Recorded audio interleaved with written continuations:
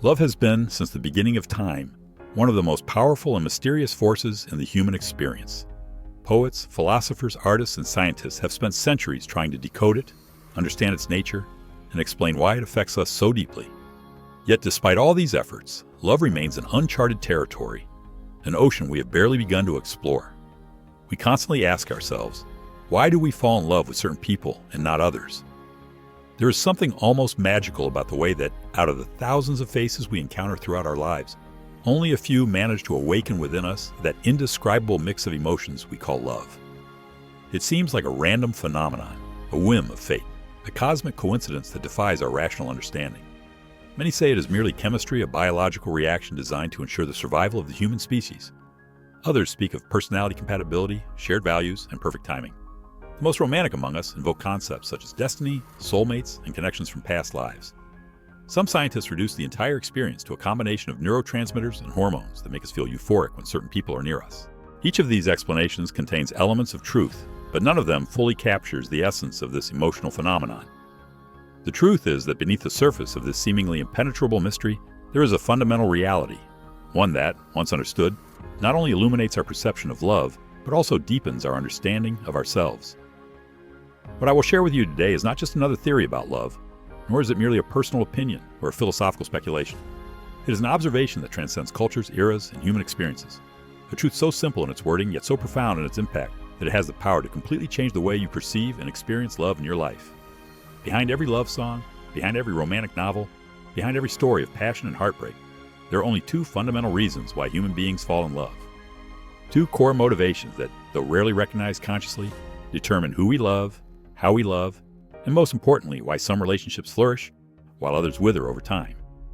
These two truths explain why we sometimes feel an irresistible attraction to people who seem entirely incompatible with us. They explain why some individuals find true love over and over again, while others remain trapped in cycles of painful relationships. They explain why love can be the greatest healing experience and at the same time, the most devastating one in our lives. Understanding these two fundamental motivations will not only provide you with a deeper insight into your past emotional experiences, but it will also illuminate the path to building more authentic and meaningful relationships in the future. This will grant you a rare clarity that few others possess about the true nature of human love.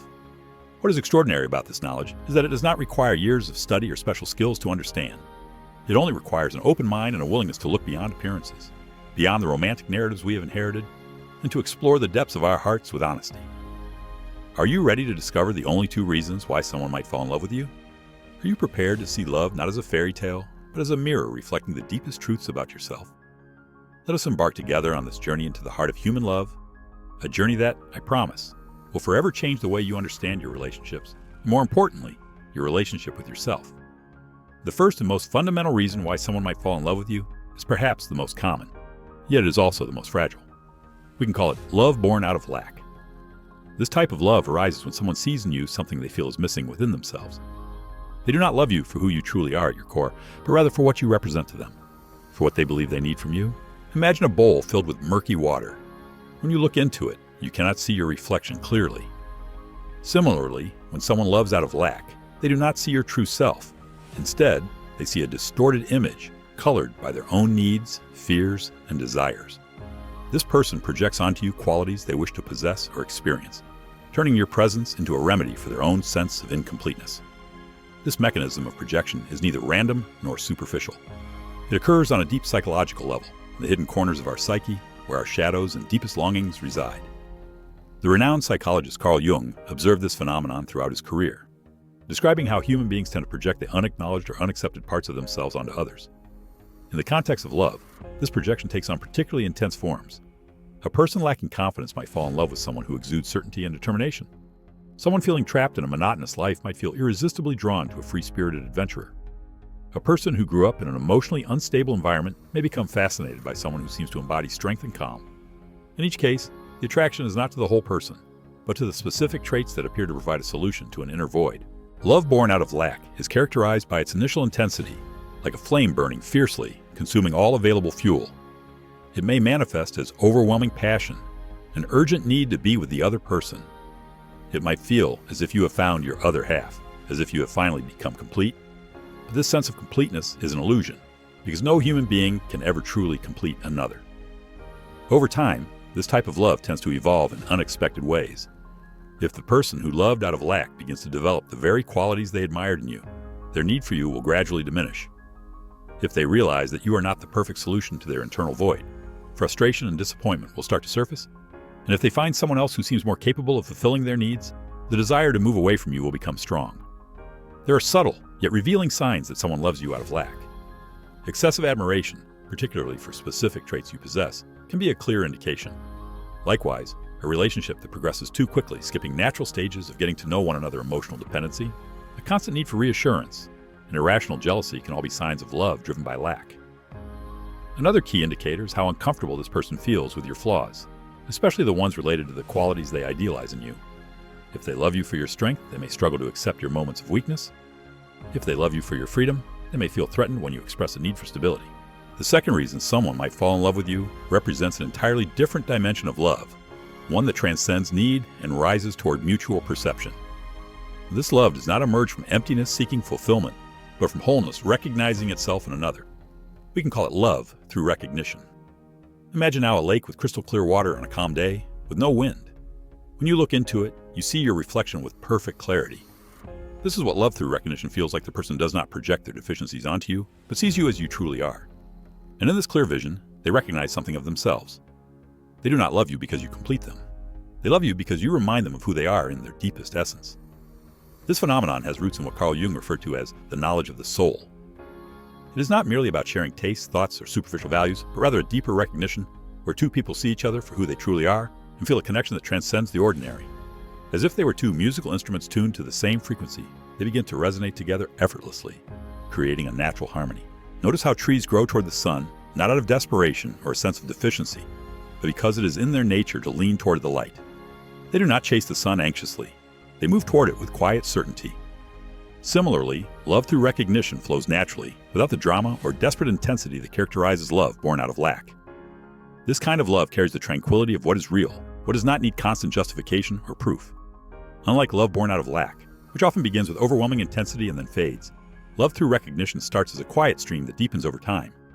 It is not a fire that burns quickly, consuming its fuel, but rather a steady light that continues to illuminate the path.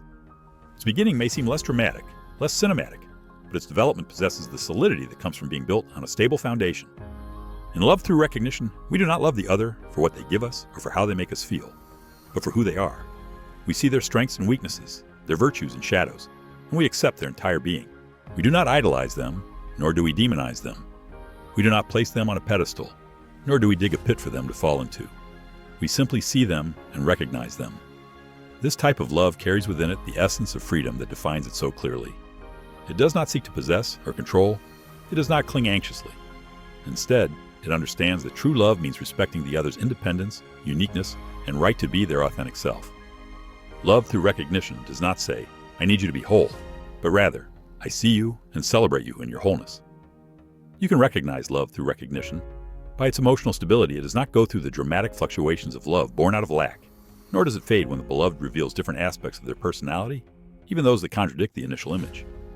This love grows stronger through the continuous discovery of the other and the gradual unveiling of their human complexity. Another distinguishing sign is the absence of anxiety about loss. Someone who loves through recognition does not live in the torment of constant fear that the relationship will end, but rather understands instinctively that the bond does not depend on external circumstances. Instead, it is rooted in a fundamental connection that transcends even physical or temporal separation. Love through recognition is also characterized by its ability to foster mutual growth. It does not rely on the other person remaining unchanged, constantly fulfilling the same needs. On the contrary, it celebrates evolution, growth, and continuous transformation, seeing the other's development not as a threat, but as a natural expression of life flowing through them.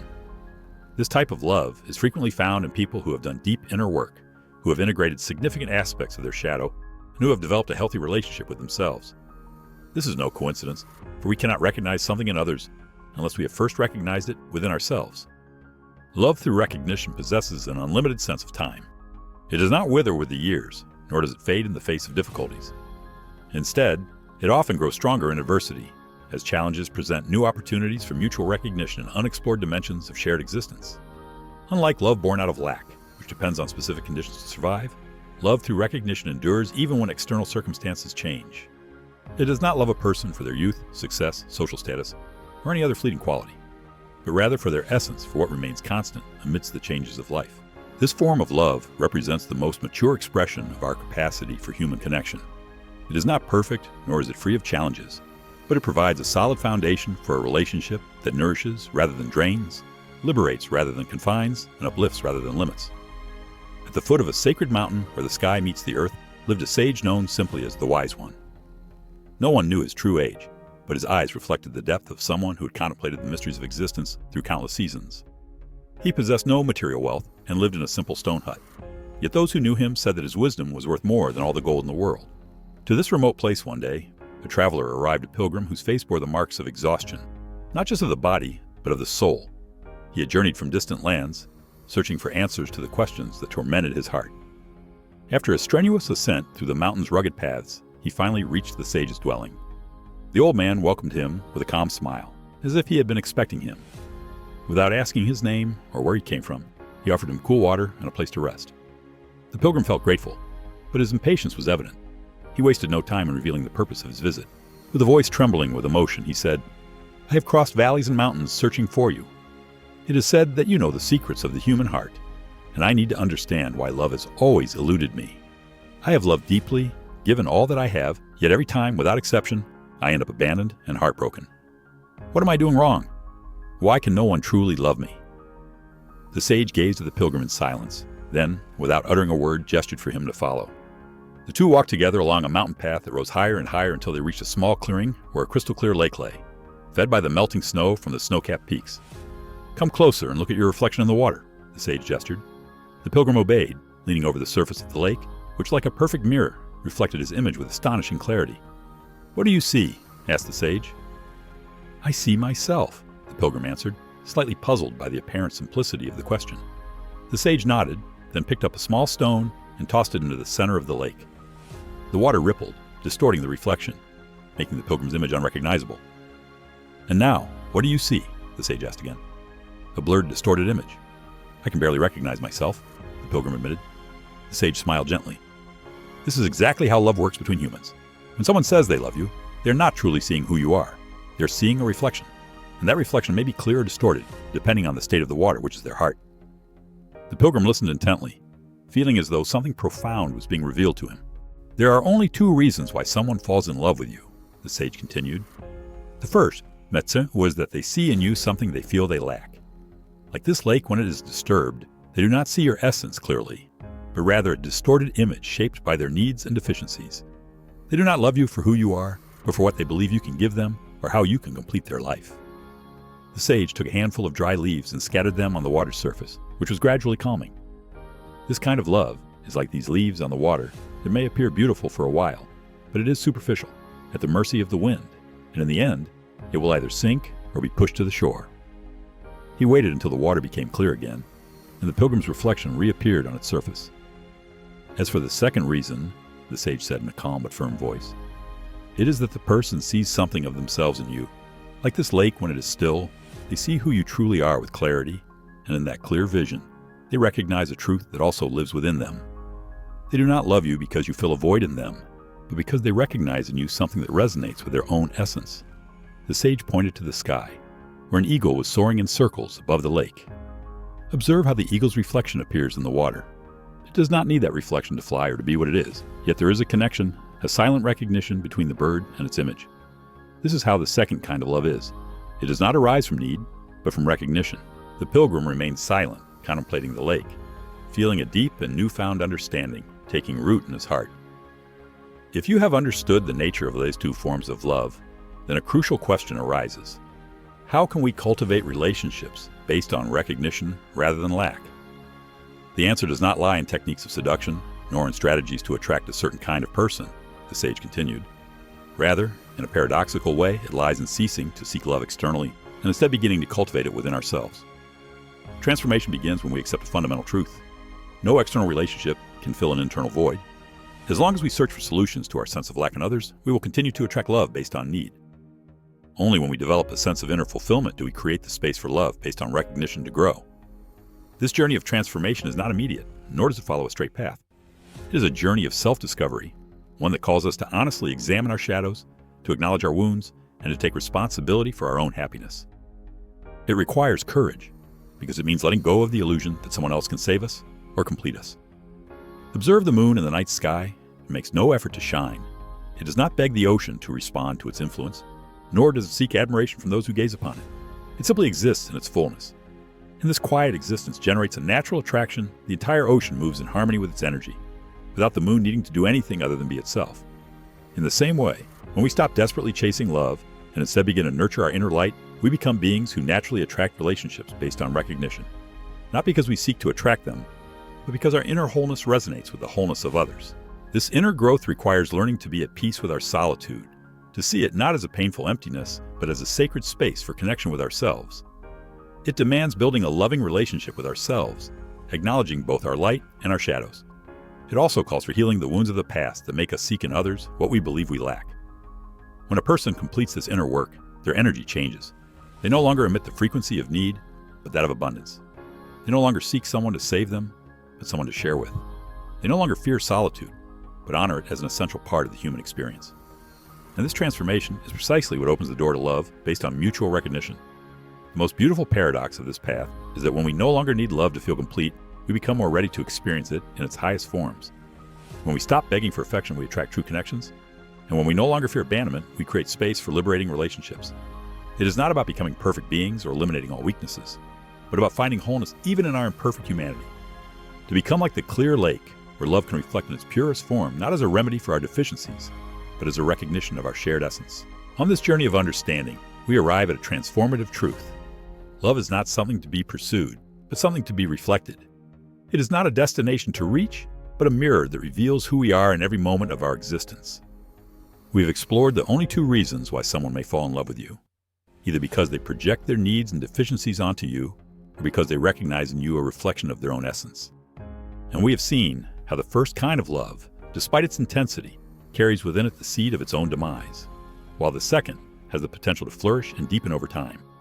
This understanding invites us into a quiet revolution in how we connect with others, freeing us from the anxious search for ideal love and returning to us the responsibility for our own wholeness. It shows us that the path to more authentic relationships does not lie in finding the right person, but in becoming whole individuals who do not need others to complete them. When you stop chasing love as a goal and instead begin cultivating your inner garden, something magical happens. Love appears not as something you seek, but as something you radiate. Not as something you lack, but as something you share from your abundance. Imagine your life as a mountain lake. You could spend years disturbing its waters, creating ripples and distortions, hoping that someone will see in its surface the reflection you want to project. Or you could spend that same time purifying your waters, allowing them to settle into their natural calm, trusting that when the right person approaches its shores, they will see a clear and true reflection. Authentic love does not need to be chased or forced, just as the moon effortlessly draws the tides. It simply emerges as a natural consequence of your inner state. Do not seek to be loved, be love. Do not strive to find wholeness through others, be the wholeness you long to experience. And from this place of completeness, watch how love flourishes in your life, not as a desperate need, but as a quiet reflection of your inner light. Since you are still here, subscribe to Think Deeply so we can meet again.